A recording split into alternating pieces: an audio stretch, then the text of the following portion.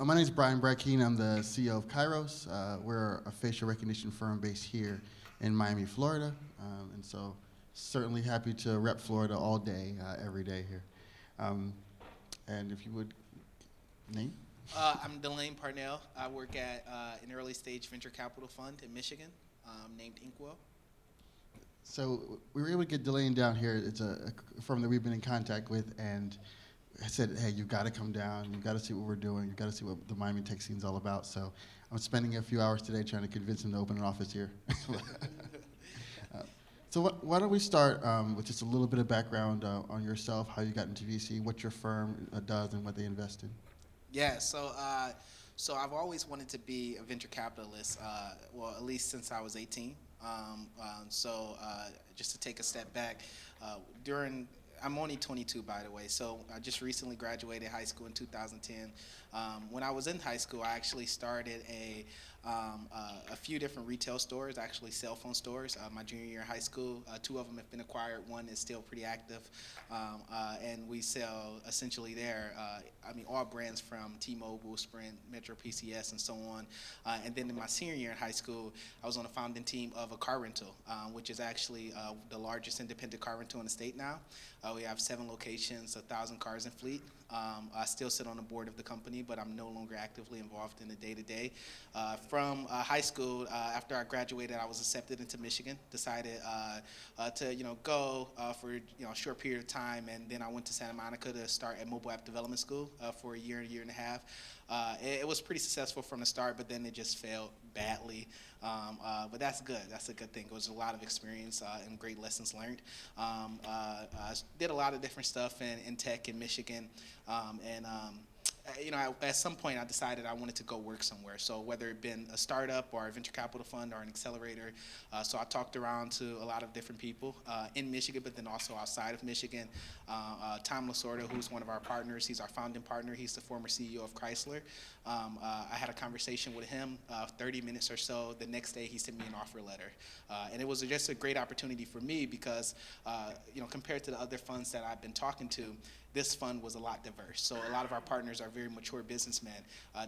Some of our partners include Dieter Zetch, who's the chairman of Mercedes-Benz, Don Walker, who's the CEO of Magna, which is one of the largest automotive manufacturers in the world. They do 40 billion a year in revenue, essentially all of the cars that you drive, they've built the electronic components in them.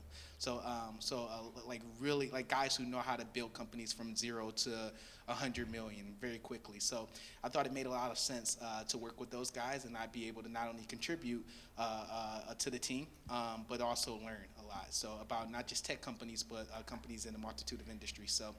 So I've been working at the fund for almost a year now. I've known Tom prior for maybe an additional year. I work as an associate at the fund, so I'm on the investment team. We essentially we invest 250,000 into 30 to 35 companies annually, high growth, high potential companies. We're sector agnostic, so we'll invest across the board. We're location agnostic. We'll invest anywhere. Hopefully, we get some investments in Miami as well as other places, southern states, cities, Atlanta, and other places. Tech here is really interesting. It's a lot of diverse technology companies here, and I've been here only for a day now, but some fantastic people too. So, we're pretty aggressive in terms of the type of entrepreneurs that we want. We want really tenacious entrepreneurs, people who believe in themselves, who are willing and able to execute, and then also who are doing something. It doesn't have to be extremely unique, but doing something where there is some value props for the end user, whether it's a business or a consumer. So in terms of my personal, I guess, performance or context at the fund, I do a lot of due diligence, which is basically research on companies, competitive matrix, financials, stuff like that. I do deal sourcing or deal scouting, so I find deals to bring to the fund. I've brought, in 9 months or so, 600 deals to the fund. 6 of them have been invested in. An additional one will close this week. So they're, again, across sectors, across industries. Most are based in the Valley, some based in New York. I try to to do my best, especially to diversify the founders that we invest in and really push forward those parameters. Because when you work with a lot of very successful businessmen, especially like these guys, they're all personal friends, so they almost think alike. So for me, I always try to be the nonconformist and figure out ways for us to really push the boundaries and invest in people who maybe don't have the same resources or opportunities available. Because with those resources, right, I strongly believe that they could also execute just as well, if not better.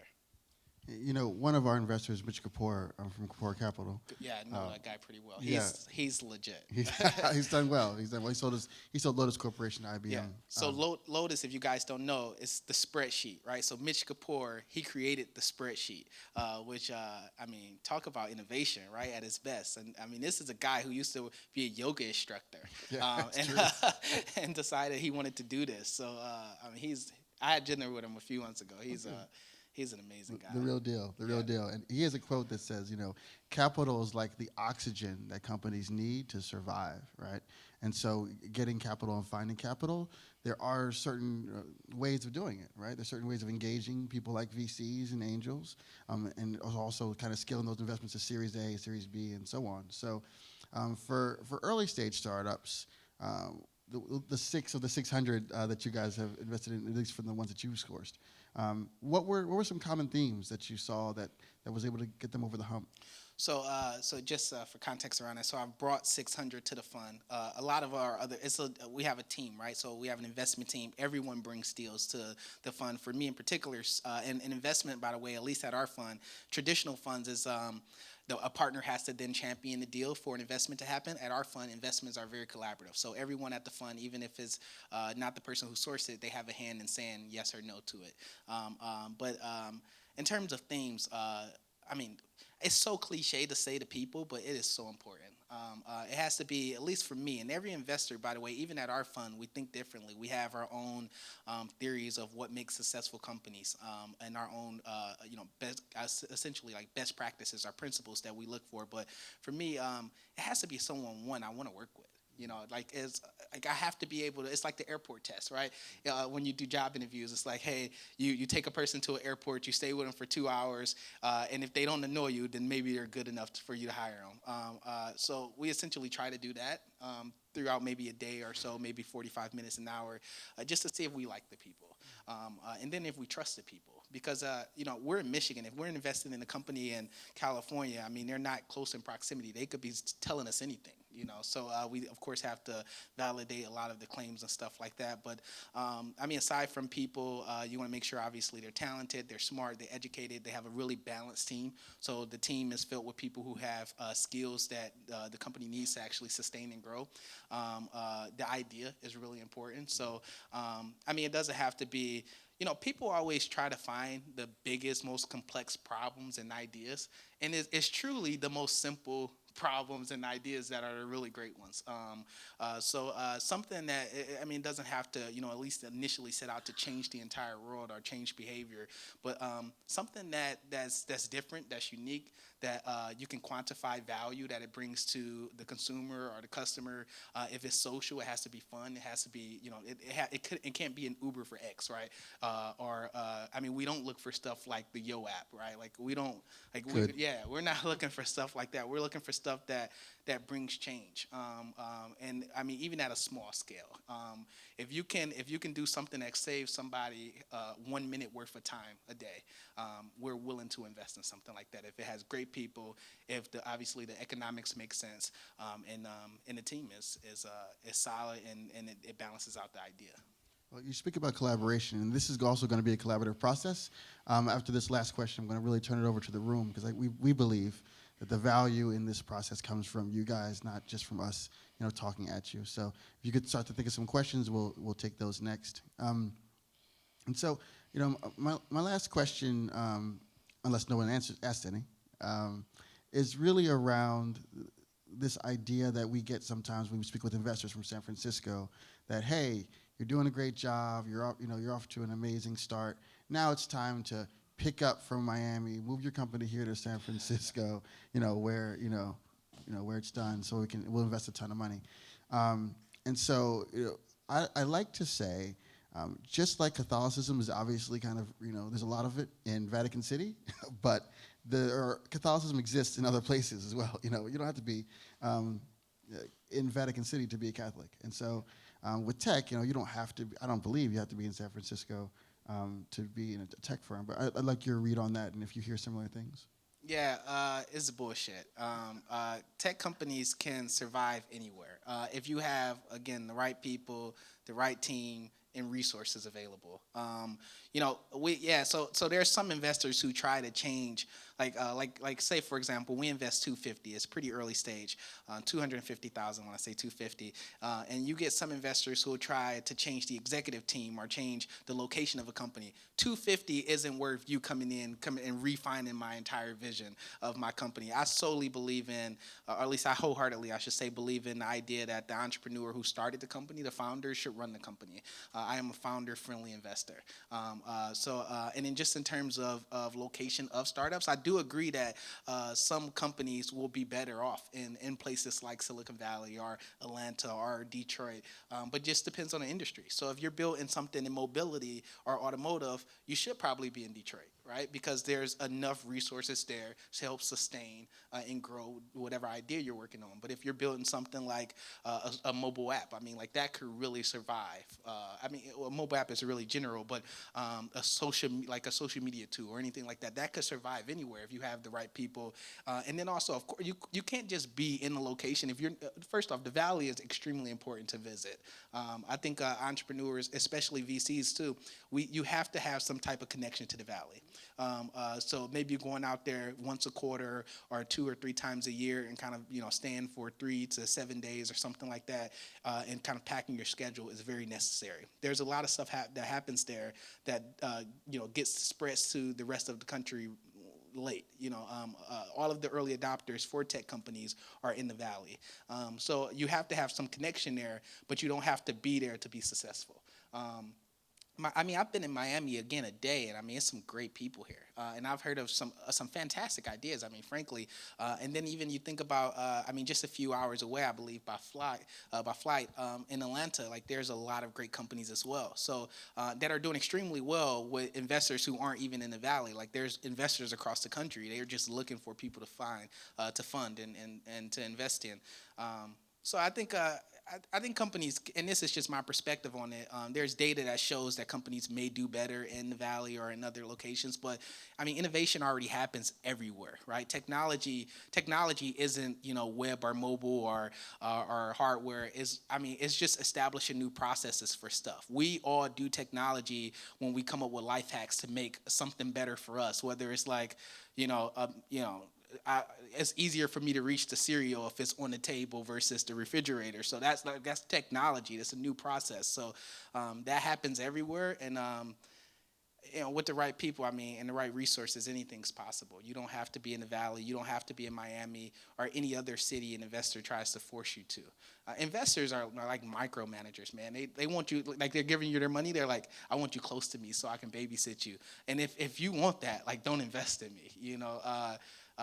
You should trust me enough to be able to run the company somewhere that I feel like supports it. I agree. So with that, let's see if you have a question. We've got a mic in the back, and we'll.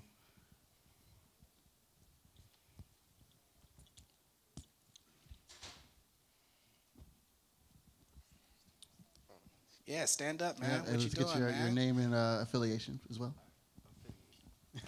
It's a fancy word I like to use. I'm Adolfo. I just wanted to know, what ideas have your company invested in? Oh yeah, I'd probably say these are a little bit further along than just being an idea, but we've invested in a ton of companies. Again, we're sector agnostic, so they're all across the board. I'll give you some examples. So one company is called Labdoor, and this is one of my favorite companies, by the way. These guys are just amazing. Mark Cuban also invested in Around, who owns the Mavs. He invested in Around with us, but or I should say we invested in Around with him because he wrote a bigger check. But so essentially, what these guys are doing is trying to create a new consumer reports. They basically take all of these products, whether it's an energy drink or household products that have chemicals in them, they test them in a laboratory and then rank them with letter grading based on different things like different parameters like affordability, performance, accuracy of ingredients, and basically give consumers relevant information to make purchase decisions to stuff that could be harmful to them. And then, of course, we're capitalists, so it's a marketplace attached to it where you can then purchase the item, but we really only recommend that you purchase the items with higher grading, they rank higher in grading. There's another company called JulieBots, which is one of my favorite companies as well. Actually, the founder is really great. Her name is Sarah Chips. She started, some of you guys may be familiar with this program, but she started Girl Develop It. So I know there's Girl Developers in like almost every state in the country, but she started the actual organization part-time, by the way, and she has a fantastic story. I mean, they've taught 17,000 women how to code, but JulieBots is essentially open source programmable jewelry for women. So think Minecraft, but in the application of jewelry. So they basically created this tool to teach young women how to code by giving them something that they are already interested in jewelry. So young girls can, code things where essentially like whenever you are in proximity with your best friend, for example, it buzzes, or you have your circle and you can, if you bump it, it sends a photo, stuff like that, and it's really cool. So I mean, different ideas, pretty much hardware companies that solve problems like kind of one card for all. There's a company called Plastic that we invested in, and it kind of eliminates the need to have so many different credit cards or debit cards. You just have this one card, this one plastic card. It has an e-ink display, so you can tap the card, swipe left to right, Tinder style, to select the card that you want. It's very secure, so if you walk away from it, it'll ping you on your phone through push notification and say, hey, you left your plastic card back wherever it is. And then also, if say you don't even get that notification, it automatically erases everything. So different stuff, but so it's pretty diverse, I say. Yeah. No problem. It's the guy behind you, by the way, if you want to just pass the mic. Okay. I don't have a question. I just wanted, what was the name of the company that was grading the chemicals? Oh, Labdoor, Labdoor. Labdoor.com. How you doing there, man? You were phenomenal, I want to say. Thank you. When you talk about early stage... Hey, yo, stand up, my G. Come on, man. Man. So you give a guy a compliment, then he's gonna ride you, right? I know, right? Trying to avoid that. You talked about you all invest in early stage companies, and so I wanted to find out how early stage do you all do pre-revenue? That's my first question, and then the second question is you are a venture capital firm, and I know with venture capital firms it usually when they make investments they're looking for a certain amount of control. So wanted to ask a question about that as well. Talk about that. So yeah, VC for all of you guys. The whole entire kind of this theory of venture capital is to do a deal. It really boils down to two things, and we have these arguments all the time, and I call them arguments because that's exactly what they are with our partners, with colleagues on the team. In fact, I mean, if you think about every argument that's ever happened at our fund, I'm in the center of it. We just you have to do that, especially if you believe in something. So, I mean, there's even times where I don't believe in stuff and I just argue just to do it. But that just happens. But yeah, so just to answer your first point, we do pretty early stuff. So am I a fan personally of those pretty early ideas? The ones with pre-product who just have an idea that's on the deck. In some cases, right? We've done some, and I'll be honest, they've literally failed. Were I involved in those? No. But they were, the premise of the idea made sense. So I can see where we decided to do those investments. If you do an investment that, at least in my perspective, you do an investment that's kind of pre-product, pre-revenue, and it's just an idea, or it's still in the ideation stages. It has to have a team that could execute it. So all VCs have had their fair share of failures because they've invested in ideas, but that the company or the people behind the idea couldn't actually execute it. They weren't technical, but they wanted to build a website, something like that. And So I try to shy away from that, but I'm very supportive in a sense where I'll help guys get where they need to be to get us ready to invest in, or I'll send you in the right direction, right? Sometimes VC money isn't the money to go in when you're that early. It's angel money. Go raise, what's funny, African Americans, we tend to not be able to go raise those friends and family rounds because one, they don't understand what we're doing. Two, they don't have the money to actually invest. So, there's a ton of angels who are willing to back stuff like that. There's accelerators who will give you 100 or 120,000, or even some as low as 20,000 for 7% of your company, but they'll give you the right tools or so to really help amplify your idea. And then the second part, what was the second part of your question? Control. Oh yeah, control. So we do VC without the ego, without all of the BS that goes along with it. We don't want to control your company, at least me in particular, for sure. We don't want a board seat. We don't want an advisory. If it makes sense for us to have an advisory, right? If it de-risks our investment and is beneficial to the company, we'll put it out there. But we're not going to force it down your throat. So yeah, we don't want to control the company. Listen, man, we already have way too much stuff going on to be worrying about controlling your company. We just want to be there to support you, to check in with you, to bounce ideas off of at 3 o'clock in the morning, and for you to have someone to vent to, because we understand the struggles that you guys go through. We've only got a couple minutes left, so let's do a few rapid fire if we could on these. Yeah, sorry about that. Yeah, That's I'm all back right. here, stand up in the back. Oh, sorry. Hi, somebody else. Ladies first. Ladies first. I can't even see it. All right, so rock, paper, scissors. No, go ahead, sis. Whatever. My name is Melissa Hunter Davis. I'm with Sugarcane Magazine. So I'm also a mother, and I have a 10-year-old, and I would love to know how you started, what made you become a VC so young, because I would love for her to have such big, lofty dreams and to actually make that happen. So how do you start in that at a young age? Yeah, so I forget who, but someone here mentioned surrounding yourself with people who are interested in the stuff that you want to do. So essentially, that's exactly what that was. I didn't have a mentor. In fact, in venture capital, less than 1% of partners or people in investment teams at VC funds are black. It's harsh reality, but it's the truth. Which is funny, because how can you, black people have $1 trillion in buying power, right? So how can you build companies or invest in companies that service black people and they don't even have an authentic perspective on the people that they actually are servicing, and they don't have any people on staff that actually services, so or that could benefit that. But anyway, I just read a lot. I didn't have any mentors, or I had some support system, but again, they didn't know what I wanted to do. They just supported my dreams. So I read a lot. I met people. I asked questions. I remember going to events even when I was 18, and I talked to everybody. I didn't care who it was. I was talking to them because I was very curious to know what they did, their story, how they got there, what challenges they're having. And one thing I'll say for people who want to break into a space like this, just add value before asking for value. Don't ask for stuff, right? Don't ask for a connection. Don't ask for money. Figure out what's going on in that person's life, whether it's personal or professional, and help them. So what I do is I run into people that I respected or that I just met, and I ask them all of these questions, and I remember it. And even as soon as I turned away from them, or when someone else interrupted our conversation, I'll write some information on their business card so I can remember it. And when I get home, maybe a few hours after the event, I send a follow-up and say, hey, I know you told me that you've been looking for a website like this. I found a few examples. Let me know what your thoughts are. Let's connect soon, or something like that. And that goes a long way with people. So just read a lot, talk to as many people as possible, surround yourself with other VCs or other investors. Be willing to learn and add value before asking for it. Good morning. I'm in the back here. Andrew Magney with Ayannis Productions. Quick question for you.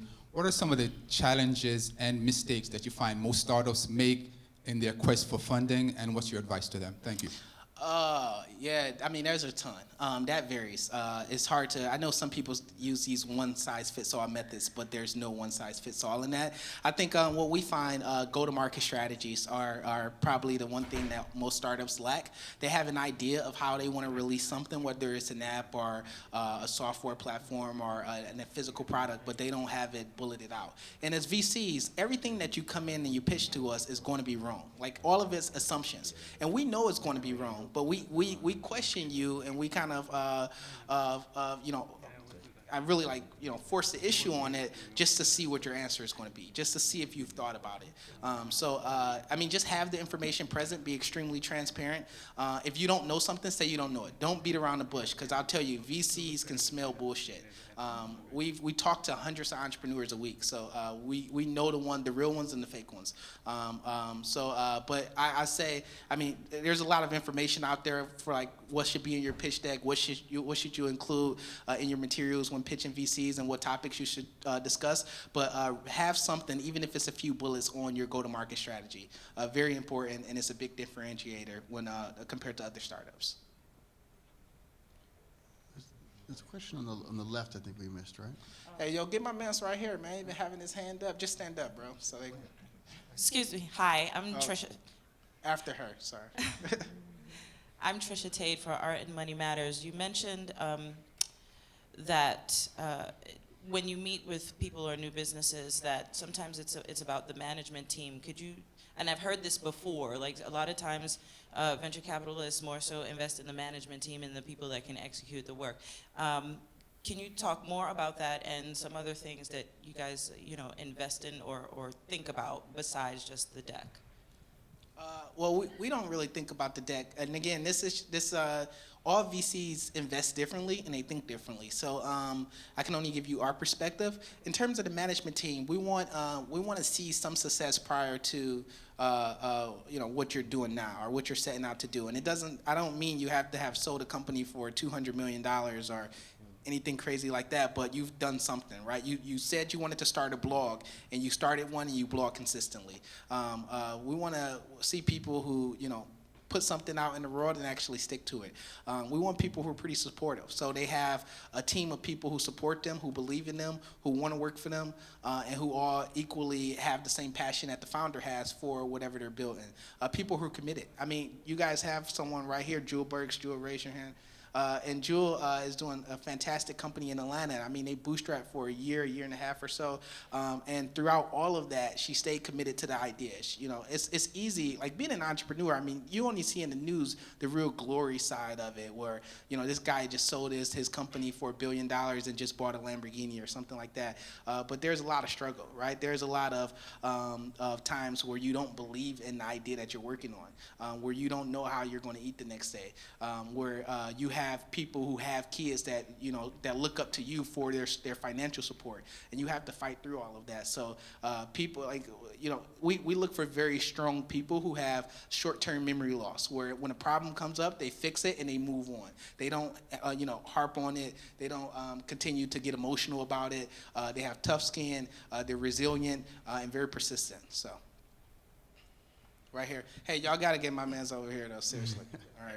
We've got Thanks. 4 minutes. We can do it. Mark Larman with Tight Talk Electronics. And just the question I have is about the amount that you go for, and justifying some of the line items, mainly the personnel that you want to hire. As a VC, how do you look at an entrepreneur coming to you that wants to hire? Obviously, you don't want to discount. I don't want to hire discount engineers or something like that, or discount developers. So, especially attracting talent, you want to pay good money. So if you're bringing on a few reps, your numbers get up there pretty quickly. How do you look at that if you're, as an entrepreneur, asking for money for personnel like that and yourself?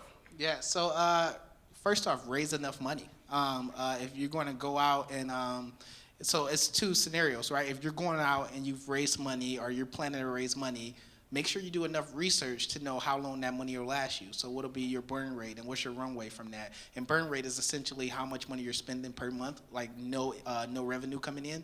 And then your runway is how much money you plan to raise and how long that money will last you. So make sure you have the financials and economics done on that correctly. And then in terms of being able to hire people at discounted price. I mean, that's really the name of the game, man. In startups, that just comes into the founder. You have to be able to sell people. If you can't sell people to believe in you and actually quit whatever they're doing and work for you, then you shouldn't be founding a company. It's just very frank, because you're not going to be able to sell investors. So I do agree that it is very difficult to find technical talent. I mean, anywhere. And the thing is, technical talent is so sought after, where they know like that if they don't work with you, another opportunity's there. And frankly, there's no available technical talent. Like, these guys have projects lined up. You have to convince them and sway them and show them why this is necessary. The same thing you have to do for VCs. I mean, there's no one answer for that, but it's just, you got to convince people, man. But then again, on the economics, there's a lot of material out there too in terms of making sure that you raise enough money and how you can calculate stuff like that. But you definitely do that. So 1 minute left here. So. My name is Brandon Wheeler. I myself hope to be like an entrepreneur and investor one day, and I'm not per se like technologically savvy.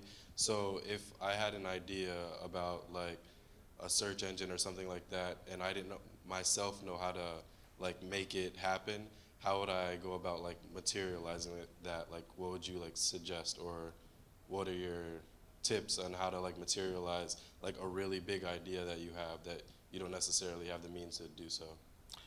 Do it. Just as simple as that. When people set out to do companies, I mean, they don't know how successful the companies are going to be, how it's going to impact the world, how much money they're going to make, and frankly, they don't know how to do it.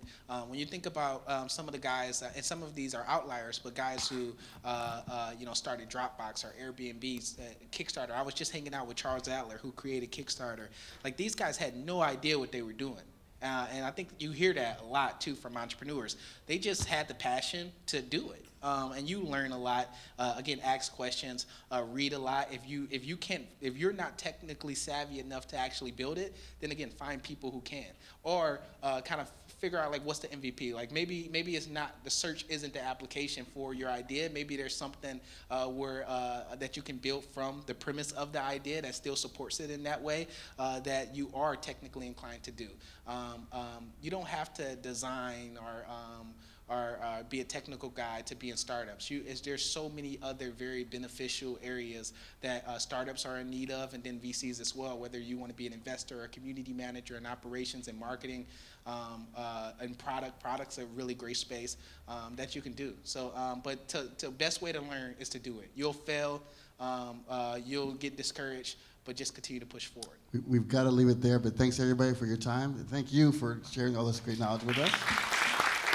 If you follow the hashtag, I'm sure that you're going to loop us in on the hashtag so you can ask us questions directly on Twitter to contact us. We'll also be here at all the events, so feel free to just come out, shake hands, and thanks so much for your time. Yeah, and if you guys have any other questions, you can catch me here. My Twitter, I'm not really on there, but I'll be on there obviously through the duration of this event. It's at Delane, at DELANE, and email Delane, DELANE, at incwell.net. There you go. VC's email address, hard to get, so write that down. Thanks.